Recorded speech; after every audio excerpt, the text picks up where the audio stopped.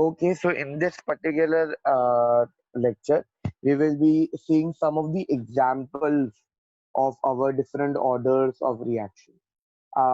हमने पहले ही बोला था कि जो ऑर्डर ऑफ द रिएक्शन है वो एक्सपेरिमेंटली डिटरमाइन किया जा सकता है, वो हम लोग एक्सपेरिमेंट के थ्रू ही निकाल सकते हैं. We can not know them just like that, ऐसे हम नहीं निकाल सकते. तो कुछ एग्जांपल्स हमें याद रखना जरूरी है. तो सबसे पहले वी विल स्टार्ट विद जो सबसे ज्यादा हम करते हैं, that is with first order reaction. तो with first order reaction 3 major reactions जो तुम्हें याद रखने हैं वो ये है. पहला वाला है डिकम्पोजिशन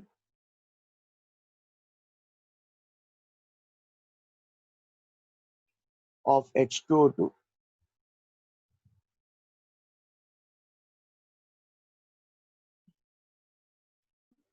तो जो 3 एग्जांपल्स है हमारे फर्स्ट ऑर्डर रिएक्शन के, that is decomposition of H2O2.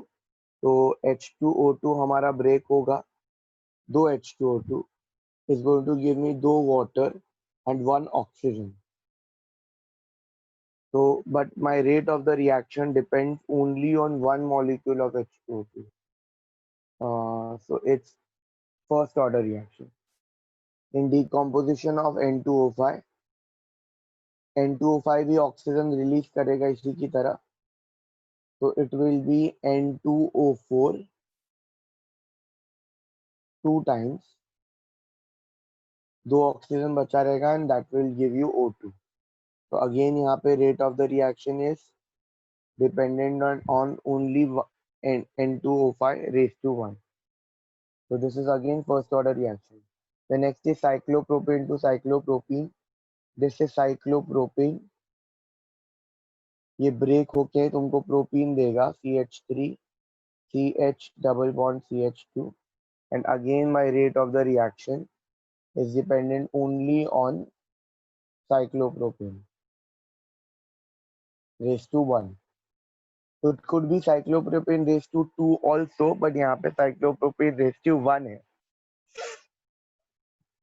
So these are the 3 major examples of first order reaction.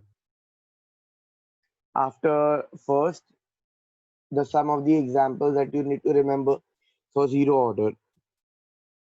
अभी ये जीरो ऑर्डर रिएक्शन क्या होता है एक्चुअली, यहाँ पे बिल्कुल भी ना किसी रिएक्टेंट के कॉन्सेंट्रेशन पे तो बिल्कुल डिपेंड ही नहीं करता.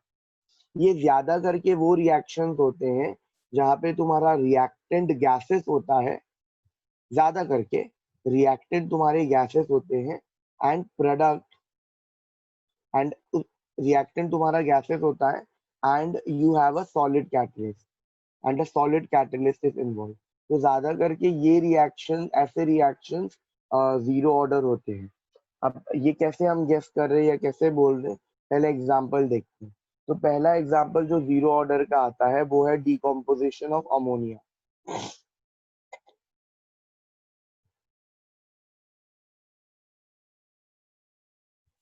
on a hot platinum surface.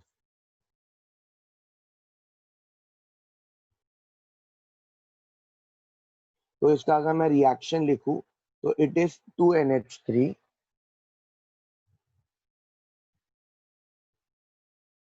it is 2NH3. ठीक है, this is gas, this is giving you N2 gas plus 3H2 gas.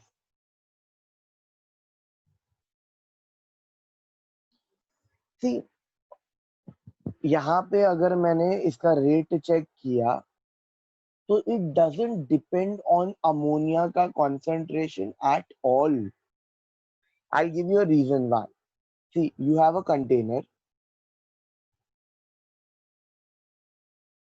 Depend रहने का मतलब क्या है? डिपेंड रहने का मतलब है अगर तुमने इसका कॉन्सेंट्रेशन चेंज किया तो रेट चेंज होगा. डिपेंड रहने का मतलब ये हो जाता है, rate of the reaction will change. अभी ये मेरे पास एक कंटेनर है. लेट्स से यहाँ से मेरा इनलेट है, यहाँ से मैं थोड़ा थोड़ा करके अमोनिया गैस डालते रहूंगा. और यहाँ पे अंदर प्लैटिनम का प्लेट पड़ा हुआ है और उसके ऊपर प्लैटिनम का प्लेट मतलब पीसेस में भी होते हैं काफी सारे। यहाँ पे तुम्हारा काफी सारा बीकर में NH3 गैस है, काफी सारे गैस है और काफी सारा गैस NH3 ये प्लैटिनम के सरफेस के ऊपर अटैच्ड है और जो प्लैटिनम के सरफेस पे अटैच्ड है वही ब्रेक डाउन होगा और N2 और H2 देगा। अब तुम अभी जितना भी प्लैटिनम के सरफेस पे अटैच हो सकता था अमोनिया उतना अटैच हो चुका है, बाकी का अमोनिया यहाँ पे एक्सेस में पड़ा हुआ है। अब तुम लोग अगर यहाँ पे एक्स्ट्रा अमोनिया ऐड भी कर दो तो भी रेट में कोई फर्क नहीं पड़ेगा। तुमने एक्स्ट्रा अमोनिया ऐड किया लेकिन उतना ही अमोनिया टूटेगा जितना प्लैटिनम के ऊपर एडजॉर्ब्ड है। तो इट रियली डजंट डिपेंड कि तुमने अमोनिया ऐड किया या निकाला। तुम ऐड कर रहे हो फिर भी रेट में कोई फर्क नहीं पड़ रहा है, तुम निकाल रहे हो फिर भी रेट में कोई फर्क नहीं पड़ रहा है, क्योंकि यहाँ पे रिएक्शन उतना ही होगा जितना प्लैटिनम के सरफेस के ऊपर एडजॉर्ब्ड है। वही रिएक्ट करेगा, वही टूटेगा, वही प्रोडक्ट देगा। अब तुम यहाँ पे बाहर गैसेस एक्स्ट्रा डाल दोगे तो उसमें कोई फर्क नहीं पड़ेगा। ये मत सोचो कि ये ज्यादा यहाँ पे डाल दोगे तो वो ज्यादा एब्जॉर्ब करेगा, नहीं। जितना वो एब्जॉर्ब कर सकता है प्लैटिनम का सरफेस वो कर चुका है और एक्स्ट्रा बचा हुआ है ऊपर। जब तक वो टूट के बाहर N2 और H2 नहीं देता तब तक वो और एब्जॉर्ब नहीं करेगा। तो ऐसे केसेस में कोई फर्क नहीं पड़ता कि तुम्हारा कॉन्सेंट्रेशन अमोनिया का ज्यादा है या कम है, वो तो डिपेंड ही उस पर कर रहा है कि प्लैटिनम पे चिपका हुआ कितना है। तो ऐसे reaction zero order reaction, so it doesn't depend on the rate of amount of ammonia present. Let us go. Let me tell you the second example. It is also very similar to this. ये भी वैसा ही है, decomposition ही है, decomposition of nitrous oxide. Nitrous oxide is N2O. Decomposition of nitrous oxide on platinum surface. Again, you have a gas.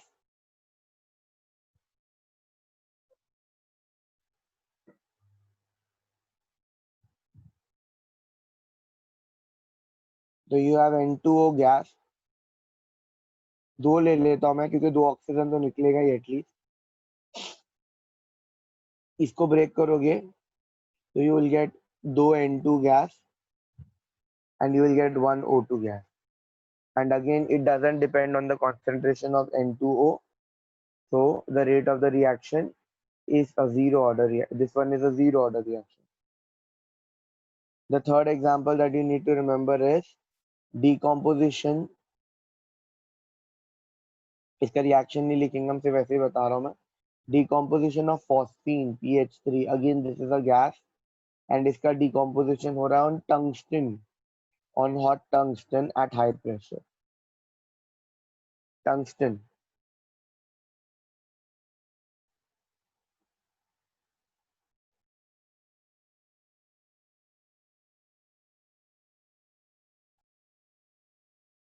We will go for some second order reaction. First and zero होने के बाद में some second order reaction also has to be remembered.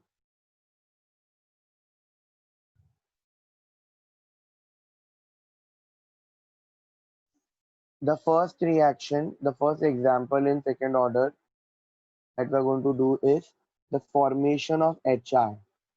So H2 plus I2 gives you HI, 2HI.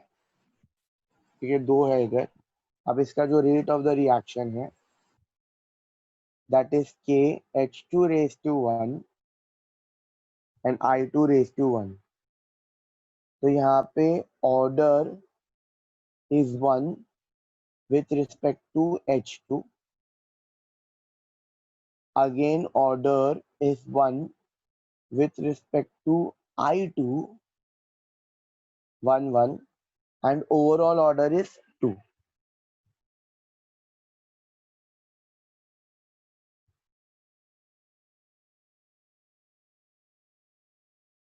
Similarly, the second example that I'm going to give you is a displacement kind of a reaction. So you have NO2 gas, obviously, plus you have carbon monoxide gas. अब इसका एक oxygen इसके पास चला जाएगा तो redox है, इसका reduction हुआ, इसका ऑक्सीडेशन हुआ, तो this gives you NO plus CO2। ये भी गैस है और ये भी गैस है। अभी यहाँ पे जो है वो rate of the reaction is only NO2 raise to 2। देखो स्टोइकोमेट्री से कोई लेना देना नहीं होता इधर, it's NO2 raise to 2, that is it. तो यहाँ पे the order is 2 with respect to NO2, the order is 0 with respect to CO।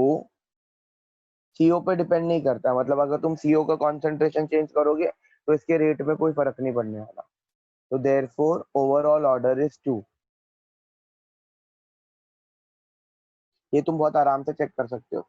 तुम लोग यहाँ पे अगर कॉन्सेंट्रेशन ऑफ NO2 ले रहे हो और तुम कॉन्सेंट्रेशन ऑफ CO ले रहे हो और यहाँ पे तुम अगर रेट का वैल्यू निकाल दो, तो तुमने अगर concentration let's say for example ये तुमने कॉन्सेंट्रेशन इसका रख दिया।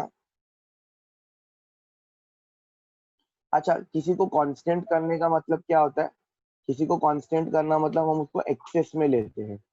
अब अगर मैंने तुमको बोल दिया कि इसको मैंने बहुत ही एक्सेस में ले लिया, मतलब let's say this I have taken CO, actually तो गैस होता है, but I have taken it in a lot of excess, let me say the concentration is 5 molar. ठीक है, मैंने गैसेस के through PV equal to nRT के through किसी तरीके से कॉन्सेंट्रेशन निकाला, ये लेट्स से आ गया 5 मोलर। ये हम धीरे धीरे करके चेंज कर रहे हैं, तो this I am keeping constant, this I am changing धीरे धीरे करके 0.1 मोलार, 0.2 मोलार, 0.3 मोलार, 0.4 मोलार, मैं धीरे धीरे करके चेंज कर रहा हूँ। अभी देखो तुम लोगों को पता है रेट ऑफ रिएक्शन का रेशियो ऑफ रिएक्टिंग इज 1:1, मतलब इसका 1 मॉलिक्यूल इसके 1 मॉलिक्यूल के साथ में रिएक्ट कर रहा है। तो हम लोग इसको एक्सेस में लिया है। एक्सेस में लेने से क्या होता है, ये चेंज नहीं होगा, मतलब इसके ऊपर डिपेंड नहीं होएगा रेट, ये कांस्टेंट हो गया। We have kept one thing constant, we want to check ना कि NO2 पे डिपेंड करता है कि नहीं, तो हमने क्या किया, CO को कांस्टेंट ले लिया। कैसे कांस्टेंट लिया? By taking it as excess, तो उसको एक्सेस में लिया तो फिर ये कांस्टेंट हो गया। अब मैं इसको चेंज कर रहा हूँ धीरे धीरे, तो ये मेरा 0.1 इसके 0.1 से रिएक्ट कर रहा है और ये बहुत सारा बाकी का बच गया है। ठीक है, तो इसका 0.1 से रिएक्ट कर रहा है और मेरा रेट ऑफ द रिएक्शन आ रहा है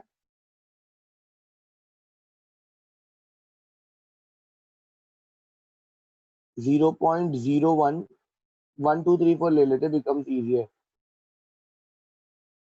Let's say this is 1 molar, this is 2 molar, this is 3, this is 4, and this are taken in excess. So this becomes 1, जो भी वैल्यू ऑफ K आता है, इसका वैल्यू K आ रहा है। जब मैंने 2 किया तो इसका वैल्यू 4K आ रहा है। जब मैंने 3 किया तो इसका वैल्यू 9K आ रहा है। जब मैंने 4 किया तब इसका वैल्यू 16K आ रहा है।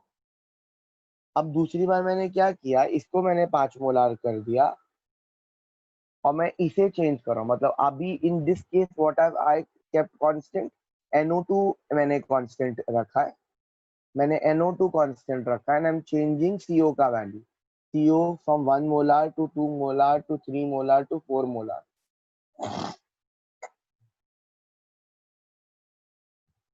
तो जब मैं इस तरीके से कर रहा हूँ तब मुझे इसका वैल्यू आ रहा है 25K, इसका भी वैल्यू आ रहा है मेरे को 25K, इसका भी वैल्यू आ रहा है 25K, और इसका भी वैल्यू आ रहा है 25K। तो यहाँ से हमें क्या समझ में आ रहा है कि मैंने CO चेंज किया लेकिन फिर भी मेरा रेट चेंज नहीं हुआ। तो जब भी ऐसा होता है तब इसका मतलब वो CO के ऊपर डिपेंड नहीं करता, वो एंटिटी के ऊपर डिपेंड नहीं करता। और यहाँ पे अगर मैंने तुमको बोला कि यहाँ पे मैं NO2 चेंज कर रहा हूँ 1 2 3 4, मेरा रेट चेंज हो रहा है K 4K 9K 16K, my rate is changing, इसका मतलब it depends on the concentration of NO2। तो अब वो कितना डिपेंड करेगा वो हम रेट लॉ से निकाल सकते हैं। ठीक है, बट लेकिन द पॉइंट इज कि वो डिपेंड करता है। तो ये दो कुछ एग्जाम्पल है हमारे सेकेंड ऑर्डर के। अभी the next example that I want to give you is of third order.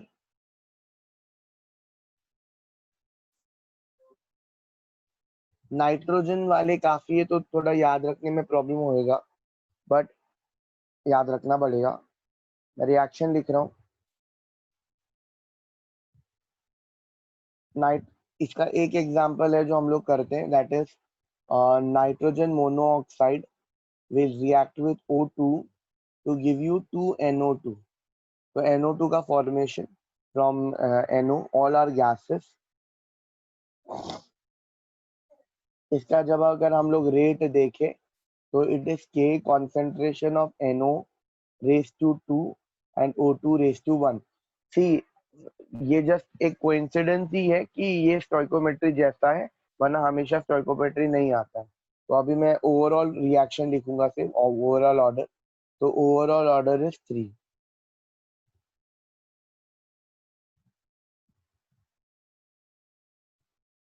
ऐसा कोई भी नेसेसिटी नहीं है कि तुम्हारा ऑर्डर हमेशा 1 2 3 4 5 6 हमेशा होल नंबर्स में ही आएगा। तुम्हारा जो ऑर्डर है वो डेसिमल में भी आ सकता है। तो आई give you an example of 3/2 order.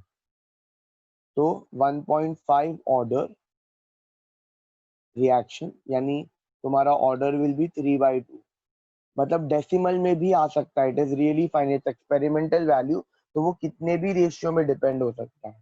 ठीक है, तो ये इसका जो एग्जांपल जो तुम लोगों को याद रखना है वो बेसिकली एसिटाल्डिहाइड का है, CH3CHO।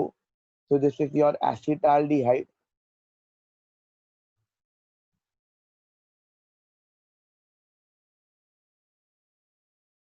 एसिटाल्डिहाइड अगर मैंने इसको डिकम्पोज किया, ब्रेक किया, तो it will give me 2 gases. पहला गैस है methane, CH4, and the other gas is carbon monoxide.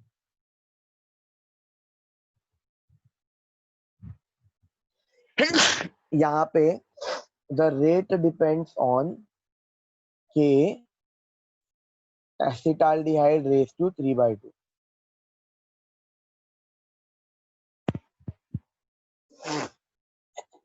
तो ऑर्डर ऑफ द रिएक्शन से हमें क्या समझ में आता है? Order of the reaction decimal में भी आ सकता है। There are some reactions which have no order. No order मतलब जीरो ऑर्डर की बात नहीं कर रहा हूं मैं, नो ऑर्डर की बात कर रहा हूं। तो you have some no order reaction.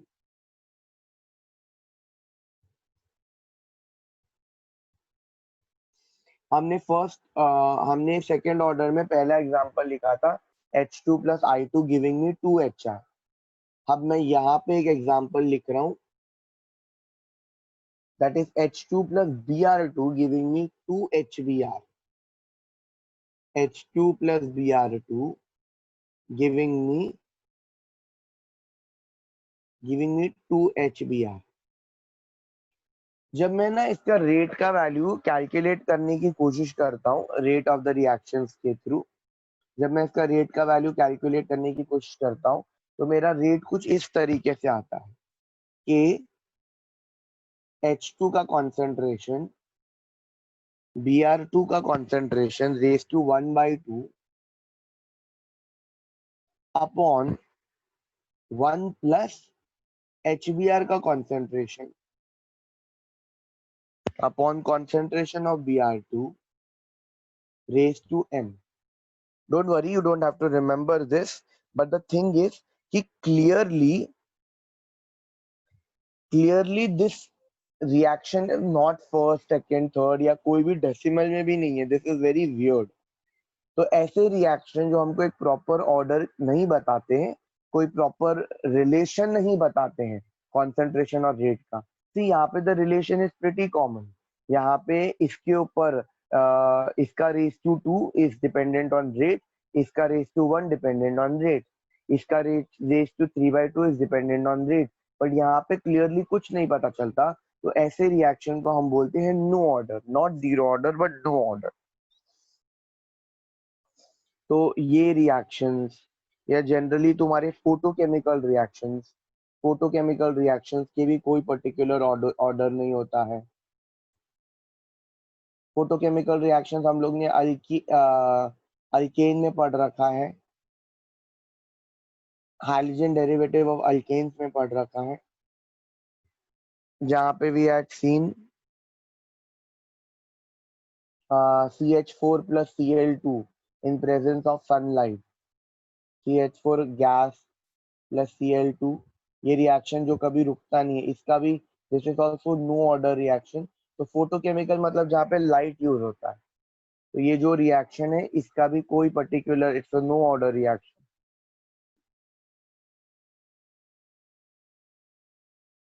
या फिर तुम्हारा जो ये एंजाइम कैटालाइसिस रिएक्शन है, मतलब बॉडी का reaction, enzyme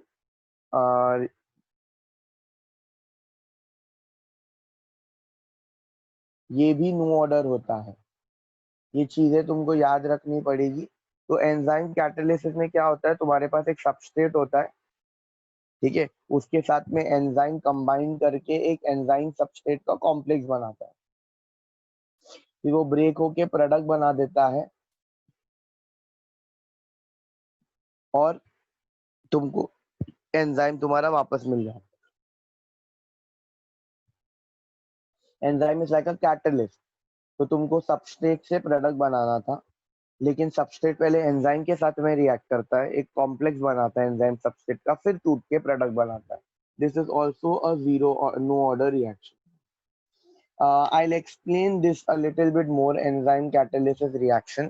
You have all done reaction with catalyst. जैसे अगर मैंने तुमको बोला you have CH4 gas plus you have H2 gas, that will give you no product. लेकिन जैसे ही हमने CH4 लिख रहा हूँ, रियली सॉरी, C2H4, लेकिन जैसे ही मैंने वो इथीन में C2H4 गैस और हाइड्रोजन गैस में जैसे ही मैंने ये डाल दिया तुम्हारा प्लैटिनम वगैरह डाल दिया, तो I'll start getting product that is C2H6 gas. So I'll get a product which will be C2H6. अब ये कैसे होता है, क्यों होता है, ये किस तरीके से काम करता है? इनिशियली एक्चुअली क्या होना था, जब तुमने कोई भी कैटलिस्ट नहीं डाला था तो इथीन एंड हाइड्रोजन को आपस में कोलाइड करना था और प्रोडक्ट बनाना था। कोलिजन होना जरूरी है। ये गैस के मॉलिक्यूल जब आपस में कोलाइड होंगे तभी ही इनके पुराने बॉन्ड टूटेंगे, मतलब वो डबल बॉन्ड टूटेगा और नए बॉन्ड बनेंगे। तो ये कब होगा, जब वो कोलाइड करेंगे। बट उतनी एनर्जी नहीं है इन दोनों के पास में, कि उतनी एनर्जी नहीं है कि वो कोलाइड करके बॉन्ड तोड़ सके, तो उससे प्रोडक्ट नहीं दे रहा था। तो ये काम आसान हमारा कैटलिस्ट करता है। कैटलिस्ट क्या करता है, कैटलिस्ट अपने सरफेस पे, तो तुम्हारे पास स्टार्टिंग मटेरियल अभी ये तीन हो गया, C2H4 plus H2 plus platinum. Platinum क्या करता है, अपने ही सरफेस पे हाइड्रोजन को एडजॉर्ब करता है और इथीन को एडजॉर्ब करता है और एक कॉम्प्लेक्स बनाता है। तो your catalyst is forming a complex with the substrate. ये अगर मेरे सबस्ट्रेट हो गया और ये अगर मेरा एंजाइम हो गया, यानी कैटलिस्ट हो गया, तो catalyst is forming a complex with the substrate. तो ये तुम्हारा प्लैटिनम के सरफेस के ऊपर ethene CH2 double bond CH2 ये एडजॉर्ब्ड होगा, हाइड्रोजन ये एडजॉर्ब होगा और ये इसी के सरफेस के ऊपर रिएक्ट करके तुमको प्रोडक्ट देगा C2H6, and that C2H6 will be still adsorbed on the platinum का सरफेस। एक बार रिएक्शन हो गया तो तुमको तुम्हारा कैटलिस्ट वापस मिल जाएगा और तुम्हारा प्रोडक्ट वापस मिल जाएगा। तो अगर मैंने इसको एंजाइम के फॉर्मेट पे लिखा तो ये हो गया मेरा सबस्ट्रेट प्लस ये है मेरा enzyme,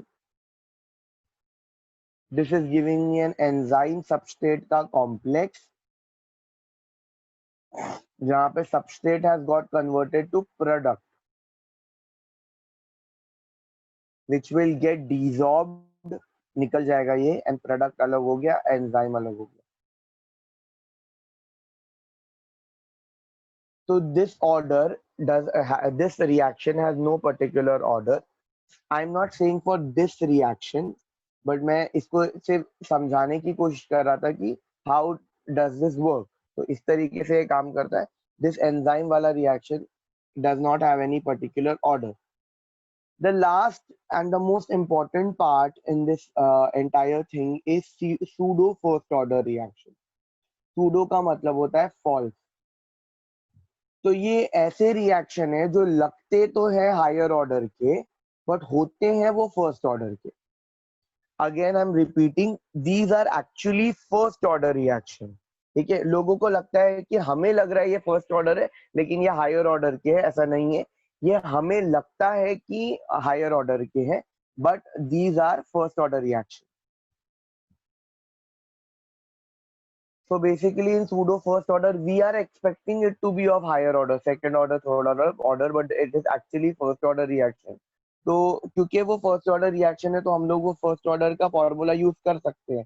a equal to 2.303 by t log of a not by a2 तो ये वाले रिएक्शंस में भी हम लोग ये फॉर्मूला यूज कर सकते हैं क्योंकि इन रियलिटी तो वो फर्स्ट ऑर्डर ही है. ये कौन से एग्जाम्पल है? Let me just give you an example. तो example 1, hydrolysis of sucrose. Generally जो हाइड्रोलिसिस के रिएक्शन होते हैं वो होते हैं. तो you have hydrolysis of sucrose. Sucrose is your table sugar. so that is C12H22O11. इसका हाइड्रोलिसिस करना है तो वाटर डाल दिया मैंने. तो this breaks to give you C6H12O6 और C6H12O6. दोनों को साथ में नहीं लिखना है, 2 करके नहीं लिखना है क्योंकि एक ग्लूकोज है और एक फ्रुक्टोज है. ये दो अलग अलग केमिकल है. तो this one is glucose and this one is fructose. Spelling थोड़ी सी रॉन्ग है. हाँ, फ्रुक्टोज. अगर तुम लोग ने ये दोनों को ध्यान से देखा तो you have 12 carbon, you have 24 hydrogen. So यहाँ पे you have only 22. You will have to count water. O11 तो 6 6 12 तो इधर सिर्फ 11 है तो इधर ऑक्सीजन गिनना पड़ेगा. मतलब हमें ऐसा लगता है कि the rate of the reaction should be dependent on concentration of sucrose and concentration of water, दोनों भी. क्योंकि हम वाटर को भी रिएक्टेंट कंसिडर कर रहे हैं क्योंकि अगर वाटर नहीं है तो ये प्रोडक्ट नहीं बनेंगे. They will be short of H2O. But in reality in this kind of reaction water is actually a reactant also but it is solvent as well. बराबर कि नहीं? वाटर सॉल्वेंट भी है. तुमको अगर याद होगा अभी अभी मैंने क्या बोला था तुम लोगों को when I was teaching you NO2 and CO कि अगर मेरे को चेक करना है कि ये रिएक्शन का रेट NO2 पे डिपेंड करता है कि नहीं करता है तो I will keep the other one constant. How I will keep that other one constant? By keeping it in excess. तो मैंने कार्बन मोनोऑक्साइड को एक्सेस में ले लिया और मैं इसको चेंज कर रहा हूँ 1 2 3 4. तो वो अब ये कांस्टेंट हो गया, इसके ऊपर डिपेंड नहीं करेगा. I am just checking for this one. जब मेरे को CO के लिए चेक करना था तो मैंने NO को कांस्टेंट, NO2 को कांस्टेंट ले लिया. बट यहाँ पे कैसे कांस्टेंट लिया? By keeping it in excess. But water in every case will be in excess only क्योंकि वो सॉल्वेंट है, हम उसको कम कर ही नहीं सकते. अगर हमने उसको कम किया तो रिएक्शन होगा ही नहीं. तो water over here is a necessity, not because it is a reactant. It is a reactant, okay, agrees to that. But वो solvent है तो it will always be in excess. तो it will always be constant. उसके ऊपर कभी rate depend ही नहीं करेगा. तो इसीलिए rate of the reaction will never depend on water and it will only depend on sucrose का molecule. So what I'm saying over here is कि water solvent है तो वो obviously in excess में है by default and the rate of the reaction is independent on the concentration of water. So it depends only on the concentration of sucrose का molecule. अभी ये मैं तुमको एक एग्जांपल से थोड़ा और बेटर एक्सप्लेन कर देता हूँ, थोड़ा सा एक्सप्लेन करके. तो लेट्स से ये तुम्हारा concentration of sucrose है, ये concentration of water और रेट है. So concentration of sucrose, let's say it's 0.1 molar. Obviously water we have to take in excess तो वाटर का कॉन्सेंट्रेशन लेने से अच्छा मैं वॉल्यूम ले लेता हूँ. Even we can take volume, it's really fine. I take volume of water. तो लेट्स से 0.1 मोलार है ये, and it is present in 1 litre. It's a lot. ठीक है, 0.1 molar in 1 litre of water. Let's I am changing this become 0.2 molar in 1 litre of water. This become 0.3 molar in 1 litre of water. तो मैं जब इसको change कर रहा हूँ तो मेरा रेट आ रहा है 0.1 इंटू के, ये आ रहा है 0.2 इंटू के, ये आ रहा है 0.3 इंटू के. तो ओके फाइन. तो इससे हमें क्या समझ में आता है कि ये कांस्टेंट था. This was in excess, 1 litre is a lot. And मैं जब ये चेंज कर रहा हूँ सुक्रोज का कॉन्सेंट्रेशन, तो मेरा रेट चेंज हो रहा है. तो it depends on the concentration of sucrose. Now I will try to change the volume of water. Let me say कि this I'm keeping as 1.1 liter, 1.2 liter, 1.3 liter. और मैंने concentration of sucrose I have to keep something. तो let's say मैं 1 molar ले रहा हूँ. मैं हर जगह 1 मोलार 1 मोलार 1 मोलार ही ले रहा हूँ. बट यहाँ पे the rate will be 1k, यहाँ पे भी it will be 1k, यहाँ पे भी it will be 1k. Because even if you are keeping sucrose constant, you have kept sucrose constant, so you want to change, you are changing volume of water with rate. But the point is कि अभी 1 molar in 1.1 litre of water. Now अगर इसका 1 moles use हो रहा है तो इसका भी 1 मोल यूज हो रहा है. तो इसका 1 मोल, इसका 1 मोल. अगर मैं इसको मोल्स के टर्म में समझाता हूँ, you will be understanding it much better. तो ऑब्वियसली इसका 1 मोल और इसका 1 मोल चलेगा नहीं, क्योंकि दिस इज सॉल्वेंट. सॉल्वेंट का मोल ज्यादा होना चाहिए. Let's say this is 10 mole, let's say this is 15 mole, let's say this is 20 mole. You have to keep water more because it is solvent.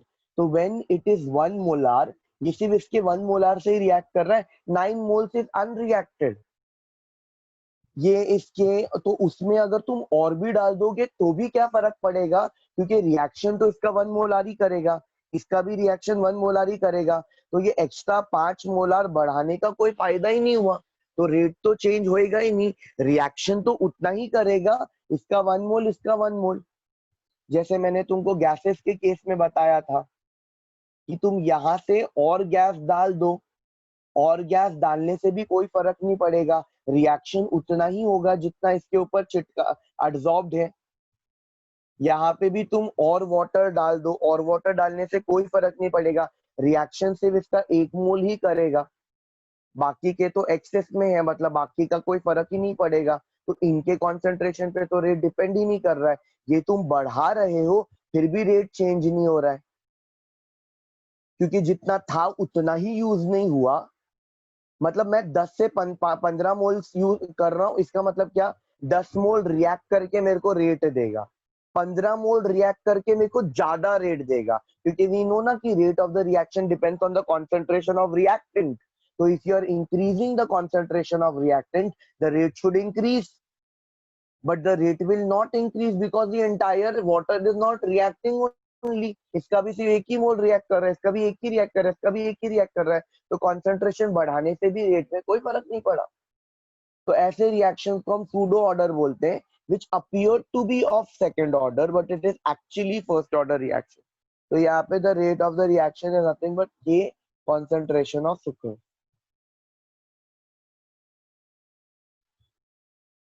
We will do one more example and it's very similar. This was hydrolysis of sucrose.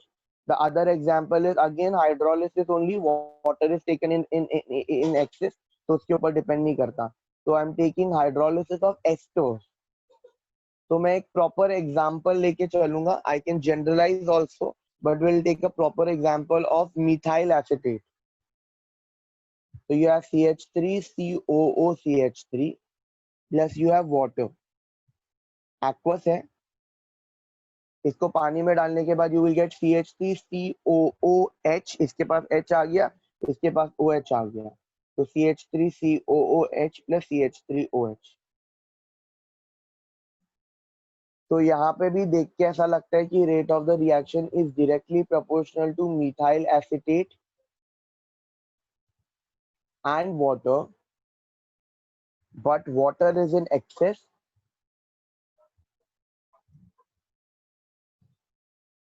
So therefore, rate is only dependent on the concentration of methyl acetate. So therefore, rate is equal to K of methyl acetate. So this was appearing to be of a second order reaction, but in fact it is a first order reaction. So that is it.